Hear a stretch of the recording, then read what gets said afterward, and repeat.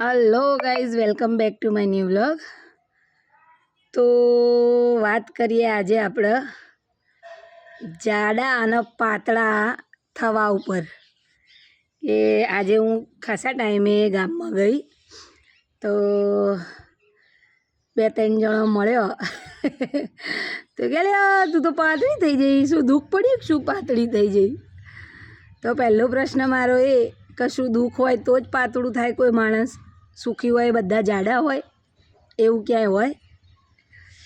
તો ખાસ કરીને લેડીઝમાં બૈરામાં આ ટેવ વધારે હોય કે કોઈ જાડું થાય તો પોતાની જાતને સુખી અને પૈસાવાળું સમથિંગ કે બહુ આમ સુંદર લાગવું કે એવું માનતા હોય. અને જો એ આપણે કોઈ સામે જાડા હોય ને ક્યાંક પાતળા થઈ ગયા હોય તો એક નહીં અનેક જણા તમને પૂછનાર મળે, એટલે તું કેમ પાતળી થઈ જઈ, શું બુન ખાવા નહીં મળતું, શું બુન દુઃખ છે? એટલે શું કોઈ માણસ જાડું હોય અને પાતળું થાય તો એના પાછળ એક જ કારણ હોય કે એને કંઈ દુઃખ પડ્યું હોય તો જ એ પાતળું થાય. બૈરામાં ખાસ આ વસ્તુ જોવા મળે. એટલે વાત જાણે એમ હતી કે હું જ્યારે પ્રેગ્નેન્ટ હતી ત્યારે મારું વજન વધી ગયું હતું અને એના પછી મારે સેક્શનથી સિઝેરિયન છે. બીજું એ પહેલી ડબુડી એ મારી સિઝેરિયનથી હતી અને આજે બીજી એ સિઝેરિયનથી છે. મિનિમમ એના 5 મહિના પૂરા થઈને હવે 6ઠ્ઠો બેસે.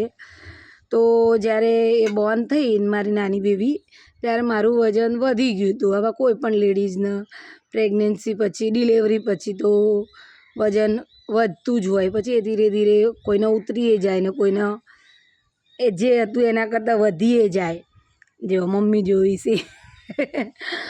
તો મારે વજન તો વધી જ ગયું હતું પણ 5-6 મહિનામાં મેં ટ્રાય કર્યો થોડો ઘરની અંદર વર્કઆઉટ કરવાનું, થોડું ખાવા પીવામાં ધ્યાન આપ્યું, બહુ ડાયટ કર્યું ને એવું બધું તો નહીં, કેમ કે ફીડિંગ ચાલુ હોય છોકરોનું એટલે.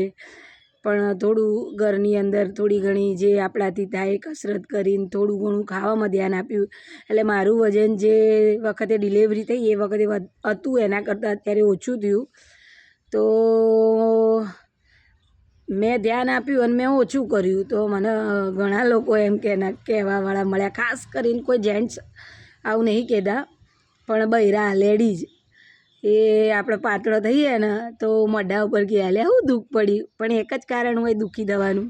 જેમ કોઈ માણસ ફિટ રહે પોતાની જાતને સાચવે તો એ દુઃખી થઈ ગયું. આવું બૈરાને ખબર ના પડે કે ભાઈ એટલું બધું એનું શરીર વધી ગયું હતું તો સારું થયું એને ઉતાર્યું, બિચારીએ મહેનત કરી હશે અને ઓછું વજન કર્યું તો સારું. પહેલાં કરતાં ઓછું વજન થઈ ગયું હતું, બહુ જાડું થાય એના કરતાં થોડા પાતળા રહીએ તો સારું, પોતાની જાતને ફિટ કરીએ તો સારું. તો એવું તો માનવામાં આવતું જ નહીં, આપણે તો પાતળા થયા ને મમ્મી કોથળા પહેરવાના, કોથળા જાડું જ રહેવાય, પાતળું ના થવાય. જો મમ્મીનું એ શું કહેવું કે જાડું જ રહેવાય પાતળું ના થવાય? કમેન્ટ કરો કે શું ના જે જાડા છે એમના ઉપર મારો કોઈ પ્રશ્ન નહીં કે હા ભાઈ જાડું હોય એ ચરબીનો ભાગ હોય, પાતળું હોય કે હા ભાઈ જેનું શરીર હે ભગવાને એમની રીતે બહુ સરસ જ બનાવ્યા હા. પણ મારે વજન વધારે હતું અને મેં ઉતાર્યું તો મને પર્સનલી ઘણા બધા કહેનાર મળ્યા કે ભાઈ કોઈ દુઃખ પડ્યું. એટલે મને ખાસ આ રીઝન ના અનુકૂળ આવ્યું કે યાર કોઈ પાતળું થાય જાડું હોય તો એને કોઈ દુઃખ નહીં એવું જ માનવામાં આવે, અને જો જાડામાંથી કોઈ પાતળું થાય તો તરત એવું માનવામાં આવે એટલે શું તને શું કંઈ દુઃખ પડ્યું ભાઈ, ખાવા પીવા નહીં મળતું તો શું પાતળું થવા માટે એક જ આ જ રીઝન હોય? તો અમારો પર્સનલ અનુભવ મેં તમને શેર કર્યો.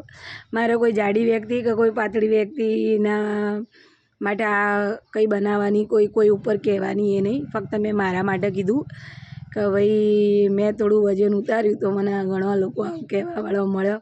અને એક જ રીઝન કેમ ભાઈ તને કોઈ દુઃખ પડ્યું? તો શું આ વ્યાજબી કારણ?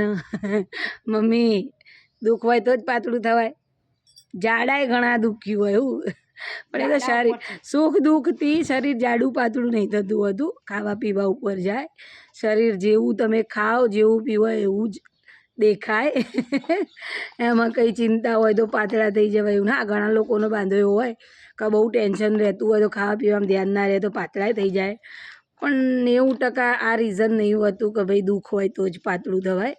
ઘણા લોકો પોતાની હેલ્થ બહુ સાચવતા હોય તોય માપના હોય.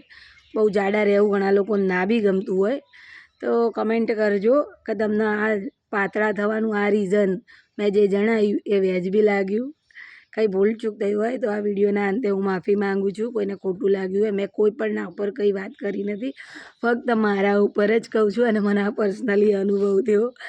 તો મળીએ પછી નવા મિની બ્લોગમાં. ત્યાં સુધી મમ્મી લાઈક કરો, શેર કરો, સબસ્ક્રાઇબ કરો, કમેન્ટ કરો. ઓકે, તો બાય બાય.